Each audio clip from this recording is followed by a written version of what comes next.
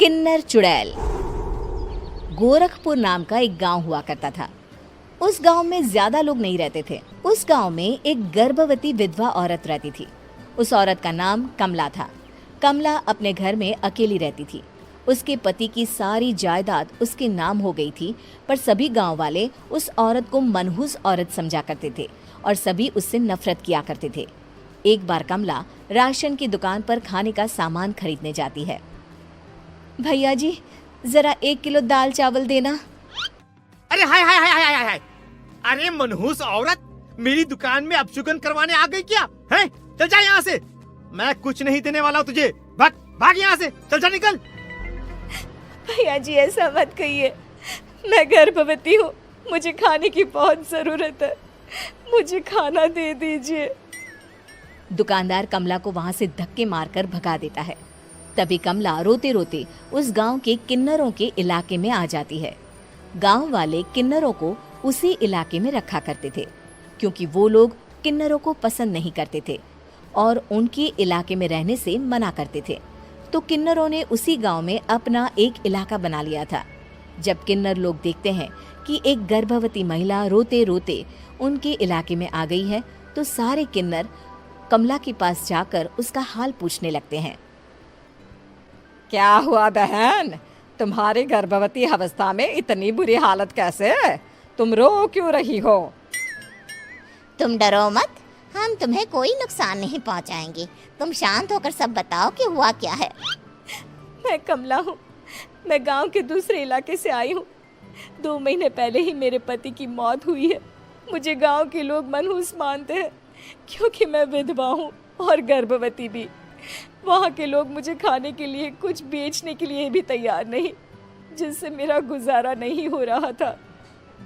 कोई बात नहीं कमला, हम तुम्हारा ख्याल रखेंगे। किन्नर लोग कमला को एक खाली घर में रहने के लिए जगह दे देते हैं और उसकी देखभाल भी करते हैं। कुछ ही महीने बाद कमला अपने बच्चे को जन्म देती है, पर अफसोस, कमला बच्चे को जन्म देते ही अपनी जान गंवा देती है। जब सब किन्नर बच्चे को देखते हैं तो बहुत खुश हो जाते हैं, क्योंकि वो बच्चा भी किन्नर ही था। कमला ने एक किन्नर बच्चे को जन्म दिया था। अब इस बच्चे की देखभाल कौन करेगा? हम तो इस बच्चे को गांव के दूसरे इलाके में भी नहीं भेज सकते। और तो क्या हुआ, इस बच्चे की माँ नहीं रही तो हम इसे पालेंगे। अब ये हमारे इलाके में रहेगा, हमारे साथ रहेगा। फिर वो किन्नर उस किन्नर बच्चे को गोद ले लेते हैं, उसका नामकरण कराते हैं। उस किन्नर बच्चे का नाम शक्ति रखा जाता है। देखते ही देखते शक्ति बड़ी होने लगती है। उसके रंग रूप बहुत सुंदर थे। वो बहुत सुंदर किन्नर दिखती है। एक दिन शक्ति एक किन्नर से पूछती है, माँ जी सुनिए ना, ये गांव के दूसरे इलाके में भी तो लोग रहते हैं, तो हम वहाँ क्यों नहीं जाते? हम उनसे अलग क्यों रहते हैं? शक्ति, क्योंकि वो लोग हमारे जैसे नहीं, वो लोग हमें पसंद नहीं करते, इसीलिए हम उनसे अलग रहते हैं। क्यों? वो हमें क्यों पसंद नहीं करते? मुझे एक बार उस इलाके में जाना है, मैं एक बार वहाँ जाकर घूम कर आऊं। शक्ति, खबरदार, जो तू उस इलाके में कभी भी गई तो अपनी जान नहीं गंवाना चाहती तो उस इलाके में कभी कदम भी नहीं रखेगी, समझी? इतना कहकर वो किन्नर वहां से चली जाती है। शक्ति उस किन्नर की बात सुनकर बहुत रोती है। माँ जी, ऐसा कैसे कह सकती हैं? उन्होंने इतनी सी बात के लिए मुझे इतना डांटा। अब तो मैं उस इलाके में जरूर जाऊंगी। फिर एक दिन शक्ति गांव के दूसरे इलाके में चुपके से जाती है। ये लोग तो हमारे जैसे ही इंसान हैं, तो ये हमसे नफरत क्यों करते हैं?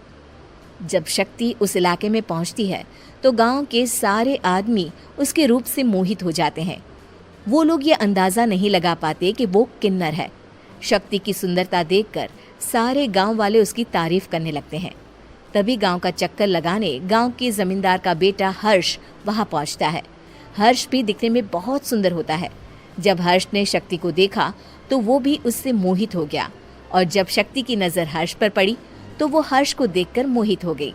आपको पहले कभी इस गांव में देखा नहीं। इस गांव में आप नए हैं क्या? जी नहीं, वो मैं बस। तभी शक्ति बोलते बोलते रुक जाती है और मन में सोचने लगती है, अगर मैंने इनको बता दिया कि मैं दूसरे इलाके से आई हूँ तो वो समझ जाएंगे कि मैं किन्नर हूँ, इसलिए मुझे इनसे झूठ ही बोलना पड़ेगा।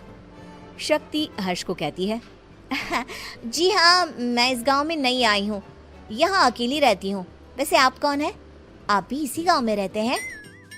जी हाँ, मैं इस गांव के जमींदार का बेटा हूँ। आपको किसी भी चीज की जरूरत पड़े तो आप मुझे बता देना, मुझे अच्छा लगेगा। ऐसे ही शक्ति और हर्ष एक दूसरे से रोज मिलने लगते। वो दोनों अपने प्यार का इजहार करने एक दूसरे से मिलने जाते हैं। तभी शक्ति का पीछा करते करते एक किन्नर वहां आ जाती है। शक्ति, शक्ति, मैं तुमसे बहुत प्यार करता हूँ। मैं तुमसे शादी करना चाहता हूँ। क्या तुम मुझसे शादी करोगी? हाँ हर्ष, मैं तुमसे शादी करूंगी, पर मैं तुमको अपने बारे में एक सच्चाई बताना चाहती हूँ जो मैंने तुमसे छुपा कर रखी है।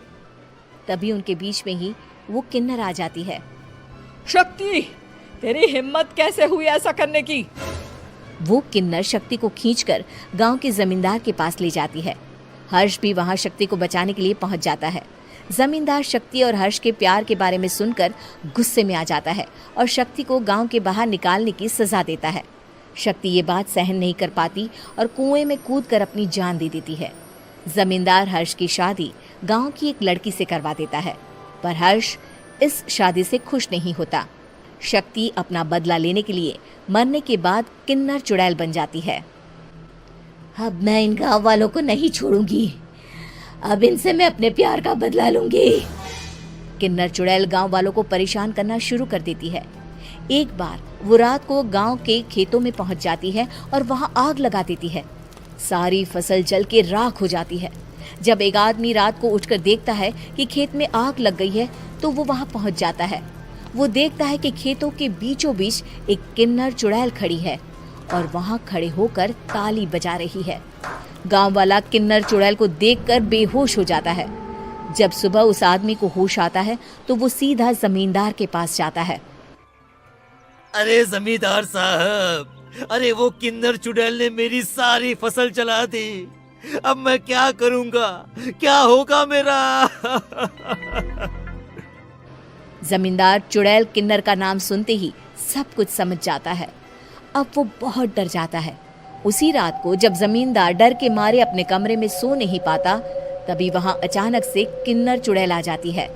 किन्नर चुड़ैल जोर जोर से जमींदार के आगे खड़ी होकर हंसने लगती है और ताली बजाने लगती है। जमींदार उस डरावनी किन्नर चुड़ैल को देखकर बहुत डर जाता है।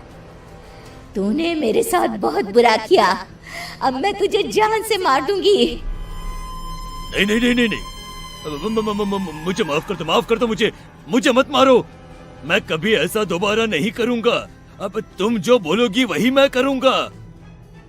ठीक है, मैं चाहती हूँ कि किन्नर इलाका गांव के इलाके से जुड़े और गांव का कोई भी आदमी किन्नर समाज से द्वेष ना करे, उससे नफरत ना करे, नहीं तो मैं सारे गांव को मार दूंगी। और तुम गांव में एक नया कानून बनाओ कि अगर किसी ने भी किन्नर समाज को हानि पहुंचाने की कोशिश भी करी या इनसे भेदभाव करने की भी कोशिश करी तो उनको कड़ी से कड़ी सजा मिलेगी। हाँ हाँ हाँ हाँ, मैं ऐसा ही करूंगा। तुम जो बोलोगी वो मैं करूंगा, पर मुझे जाने दो प्लीज। तब वो किन्नर चुड़ैल वहां से चली जाती है। गांव का जमींदार किन्नर चुड़ैल का कहा मानते हुए दोनों इलाकों को एक कर देता है और नया कानून भी लागू कर देता है। तब से वहां किन्नर समाज और बाकी गांव वाले शांतिपूर्वक रहने लगते हैं।